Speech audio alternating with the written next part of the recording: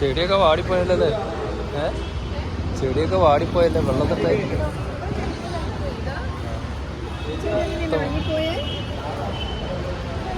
ഇതൊക്കെ വാടിപ്പോയതാ. ഇത് നനയ്ക്കലൊന്നും ഇല്ലെന്ന് തോന്നുന്നു. വെള്ളമൊന്നും കിട്ടുന്നില്ലെന്ന് തോന്നുന്നു. ഫുള്ള് പോയല്ലോ.